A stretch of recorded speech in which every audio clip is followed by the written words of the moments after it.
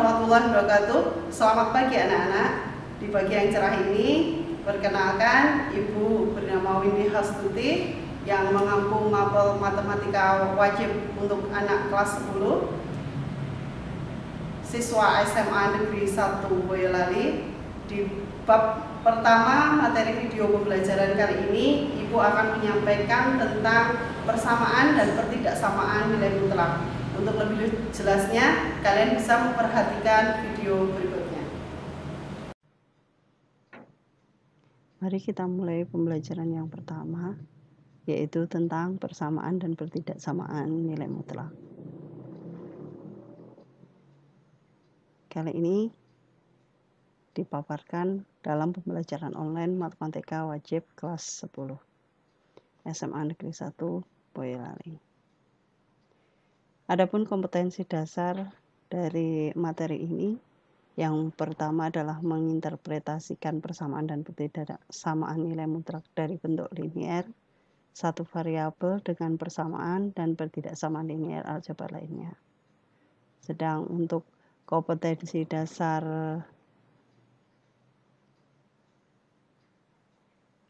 yang kedua adalah menyelesaikan masalah yang berkaitan dengan persamaan dan pertidaksamaan nilai mutlak dari bentuk linier satu variabel. Tujuan pembelajaran dalam pertemuan yang pertama ini adalah memahami konsep nilai mutlak dan contoh-contohnya, serta menemukan dan menerapkan sifat-sifat yang berlaku pada nilai mutlak. Adapun materi prasyarat dari materi ini adalah yang pertama, kalian harus tahu tentang persamaan satu variabel yang sudah kalian pelajari waktu SMP. Yang kedua adalah pertidaksamaan satu variabel, begitu juga kalian pernah mempelajarinya di waktu SMP. Kita mulai dari tujuan pembelajaran yang pertama, yaitu tentang memahami konsep nilai mutlak dan contoh-contohnya. Nah, untuk itu kita harus tahu dulu terlebih dahulu masalah keseharian atau masalah kehidupan sehari-hari yang erat kaitannya dengan nilai mutlak itu apa, untuk bisa memacu atau memotivasi kita kenapa kita harus mempelajari nilai mutlak ini, betapa pentingnya mempelajari nilai mutlak ini. Di sini Ibu contohkan di SMA Negeri 1 Boyolali diadakan lomba renang dalam rangka memperingati Hari Kemerdekaan Republik Indonesia. Di antara peserta yang mengikuti lomba tersebut ada Dito dan Arman. Pada suatu kesempatan, Dito telah mampu berenang sejauh 4,7 meter dari titik tolak. Sedangkan Arman baru mampu berenang 4,5 meter dari titik tolak. Nah, pertanyaannya, berapa selisih perpindahan kedua anak tersebut? Nah, dari sini kita bisa menganalisis permasalahan tersebut sebagai berikut. Yang pertama, kita akan menentukan selisih perpindahan kedua anak tersebut. Berarti itu artinya atau dapat kita artikan sebagai jarak dari Dito tadi, yaitu 4,5 meter dari titik tolak, dan jarak antara Arman yaitu 4,5 meter dari titik tolak, berarti 4,7 kita kurangkan dengan 4,5 menjadi 0,2 meter. Nah, padahal itu bisa kita lakukan menghitungnya dengan cara terbalik, yaitu dengan cara menghitung jarak Arman terlebih dahulu dikurangkan dengan jarak Dito.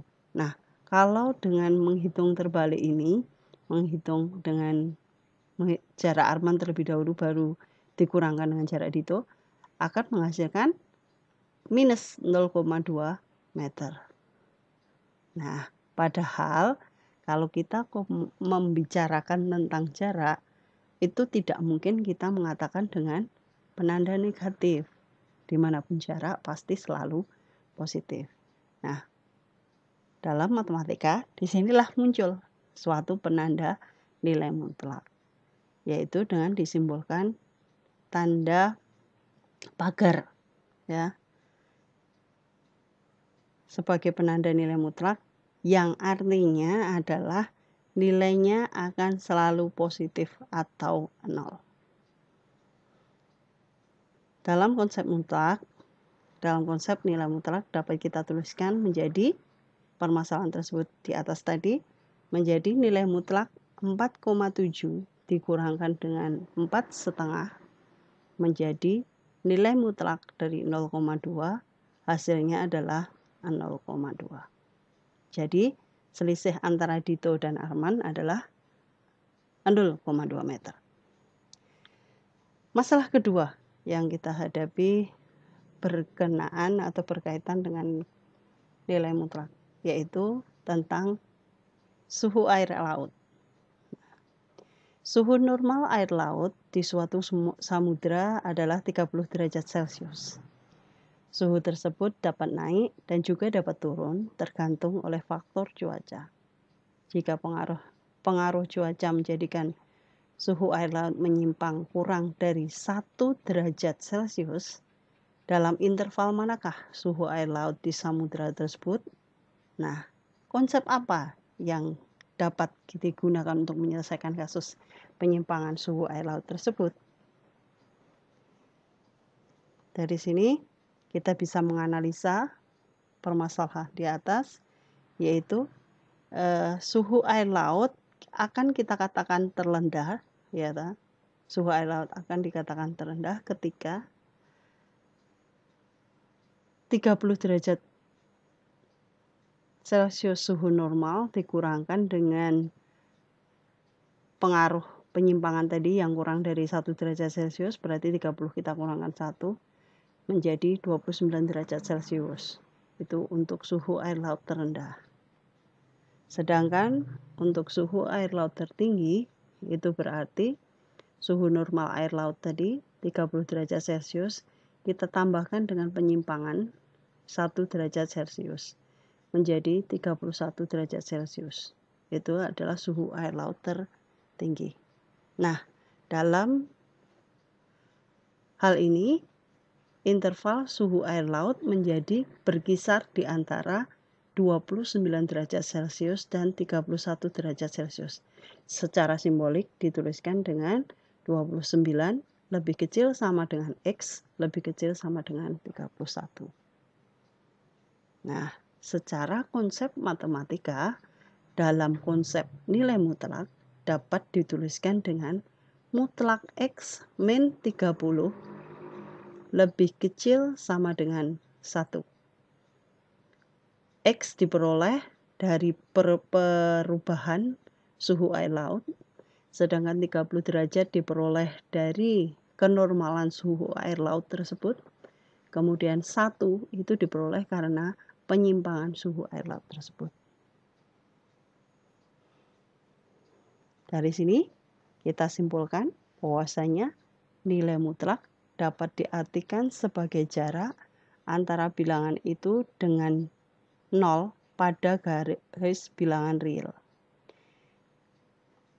Nilai mutlak didefinisikan secara simbolik matematik, yaitu nilai mutlak X itu sama dengan terbagi menjadi 2, yaitu ketika X-nya bernilai positif atau X lebih besar sama dengan 0, berarti nilai mutlak X itu akan sama dengan X.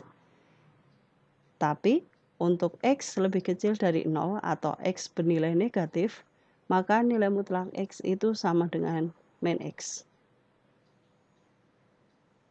Nah, dari definisi nilai mutlak awal tadi dapat kita perluas lebih lanjut. Nilai mutlak AX plus B akan sama dengan AX plus B untuk AX plus B lebih besar dari 0 atau AX plus B bernilai positif. Mutlak AX plus B akan sama dengan minus AX plus B atau negatif AX plus B untuk AX plus B yang bernilai negatif atau lebih kecil dari 0.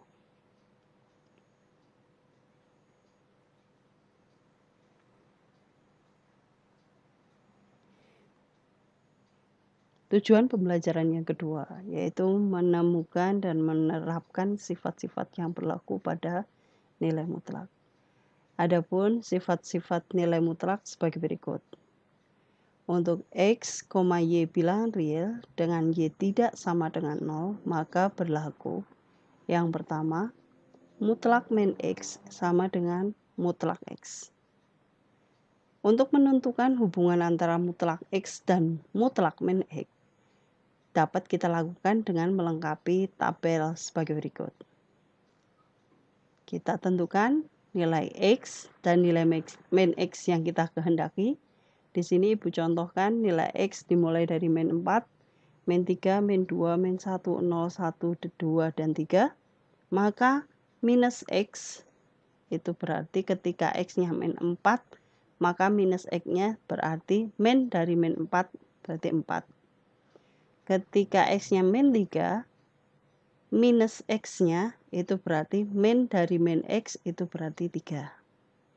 Sedangkan untuk 0, maka minus X-nya adalah min 0, itu berarti 0 itu sendiri. Dan 1, ketika X-nya itu sama dengan 1, maka minus X-nya menjadi min 1. Nah, untuk nilai mutlak X-nya, nah itu berarti ketika X-nya min 4, sama dengan mutlak dari min 4, ingat nilai mutlak selalu positif. Jadi walaupun mutlak dari min 4, itu hasilnya tetap 4. Mutlak dari min 3, hasilnya 3. Sedangkan mutlak dari min 2 itu 2. Dan seterusnya, mutlak dari 2 juga 2. Mutlak dari 3 itu 3. Nah, langkah berikutnya yang terakhir adalah dengan mencari mutlak dari min X. Ya. Mutlak dari min X ternyata ketika X-nya adalah min 4, maka mutlak min X-nya adalah mutlak dari min 4, itu berarti mutlak 4, nah sama artinya dengan nilai 4. Sedangkan untuk X sama dengan min 3, maka nilai mutlak dari min X-nya adalah nilai mutlak dari min 3, itu berarti sama dengan mutlak 3, sama dengan 3. Dan seterusnya. Sampai dengan X sama dengan 3, maka nilai mutlak dari min 3 adalah 3 sendiri.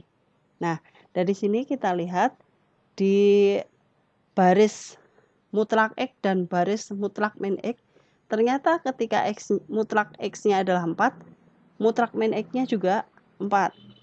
Ketika mutlak X-nya adalah 2, mutlak min X-nya juga 2. Dan seterusnya. Nah, dari sini, dari tabel ini, maka dapat kita simpulkan bahwasanya mutlak min X itu sama dengan X.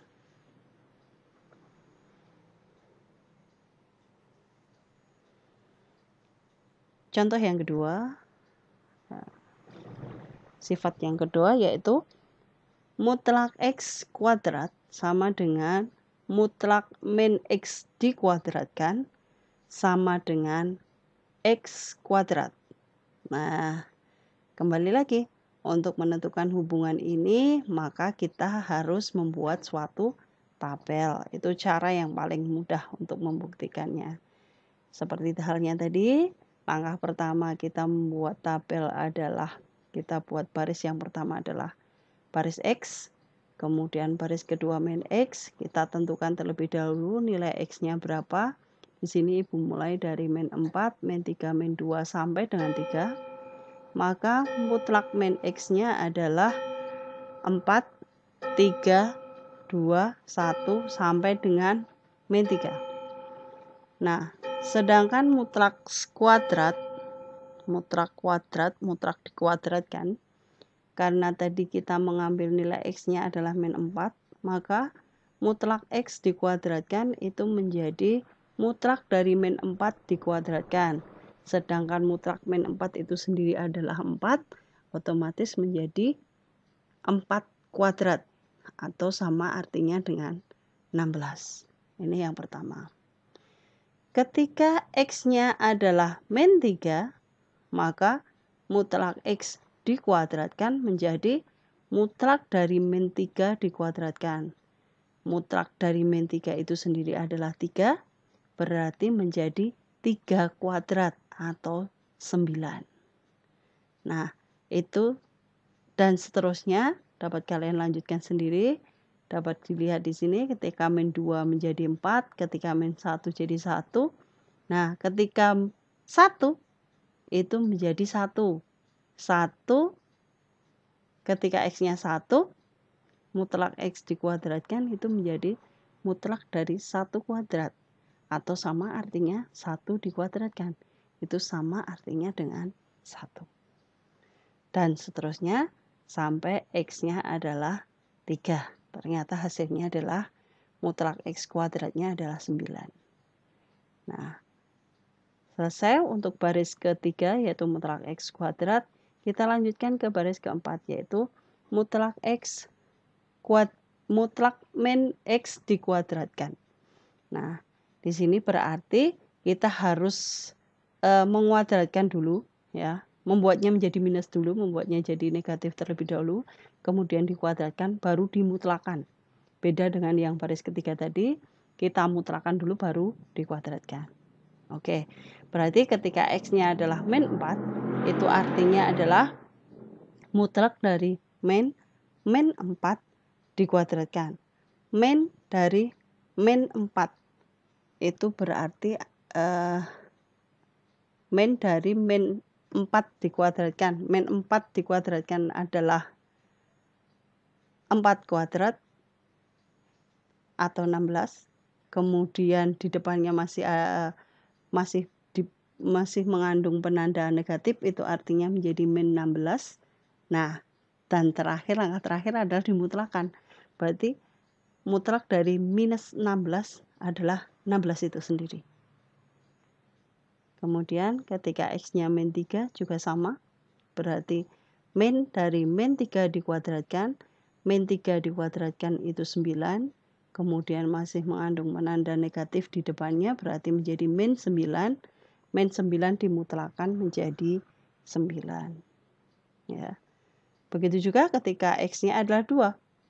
Ketika X-nya adalah 2, maka mutlak dari min X kuadrat adalah mutlak dari min 2 dikuadratkan. 2 dikuadratkan itu 4. Masih ada penanda negatif di depannya, berarti menjadi min 4. Min 4 dimutlakan berarti menjadi 4. Dan seterusnya. Diperoleh seperti ini. Di baris ke 4. 16, 9, 4, 1, 0, 1, 4, dan 9. Nah, untuk X kuadrat itu sendiri, baris kelima, kita buat tabel X kuadrat. Ini lebih simpel, itu artinya berarti dari nilai X yang kita punya, tinggal kita kuadratkan.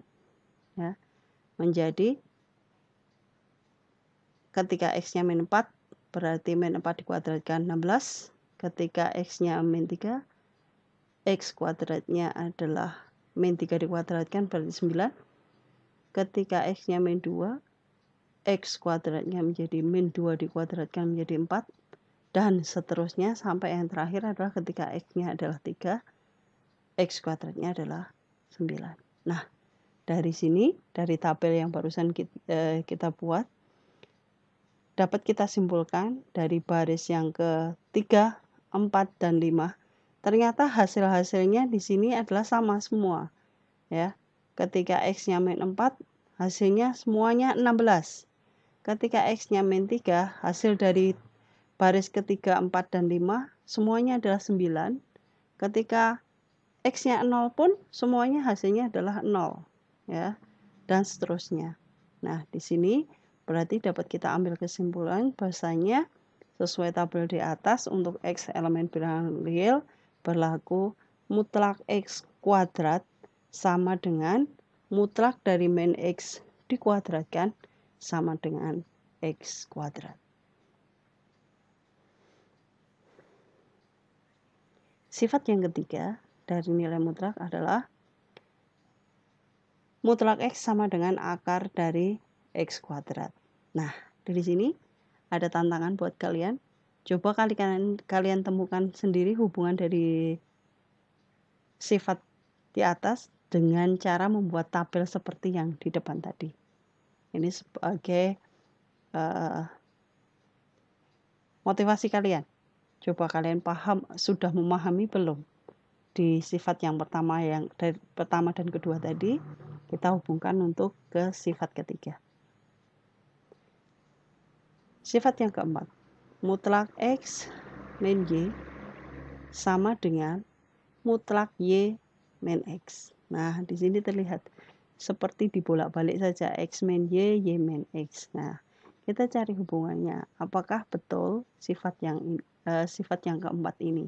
Dengan cara sama seperti tadi, kita tentukan terlebih dahulu dengan membuat suatu tabel. Ketika X-nya ditentukan min 4, min 3, min 2, min 1 sampai dengan 3, sedangkan Y-nya kita tentukan sembarangan, ya, sembarang, yaitu di sini Ibu ngacak mulai dari min 1, 0, 1, 2, 3 sampai 6. Nah, maka baris yang ketiga kita tentukan mutlak X min Y-nya. Ketika X-nya min 4, sedangkan Y-nya min 1, maka mutlak X min Y-nya menjadi mutlak dari min 4 min 1.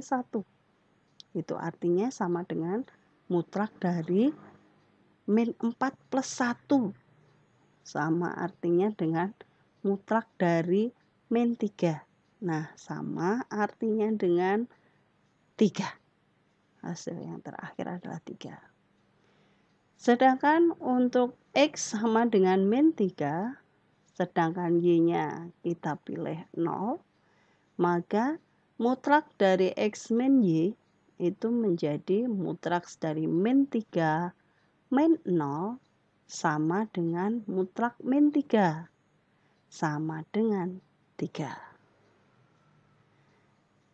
Dan seterusnya, ketika X-nya sama dengan 2, Y-nya 5, maka mutlak X min Y menjadi mutlak dari 2 min 5 sama dengan mutlak min 3 sama dengan 3. Dan seterusnya. Nah, dari sini, dari baris ketiga, ternyata diperoleh hasil semuanya adalah 3 ini. 3, 3, 3, 3, 3. Baris yang keempat dari tabel kita tentukan, yaitu mutlak Y min X. Mutlak Y min X. Ketika X-nya adalah min 4, sedangkan Y-nya adalah min 1, maka mutlak Y min X sama dengan mutlak min 1 min 4. Sama dengan mutlak dari min 1 plus 4. Sama dengan mutlak 3. Nah, hasil akhir adalah mutlak 3 itu adalah 3. Kemudian ketika X-nya kita tentukan min 1, kemudian Y-nya ditentukan 2, maka mutlak Y min X kita peroleh adalah 2, mutlak dari 2 min 1. Mutlak dari 2 min 1 itu berarti sama dengan mutlak dari 2 plus 1 sama dengan mutlak 3 sama dengan 3. Dan seterusnya bisa kalian lanjutkan sendiri sampai yang terakhir kita tentukan X-nya 3, kemudian Y-nya 6, maka mutlak Y min X itu berarti mutlak dari 6 min 3, berarti sama dengan mutlak 3 sama dengan 3. Nah, maka kita peroleh hubungan dari baris ketiga dan baris keempat diperoleh ternyata masing-masing hasilnya adalah sama. Nah, oke, berarti dapat disimpulkan bahwasanya X min Y elemen bilangan real berlaku mutlak X min Y sama dengan mutlak Y min X.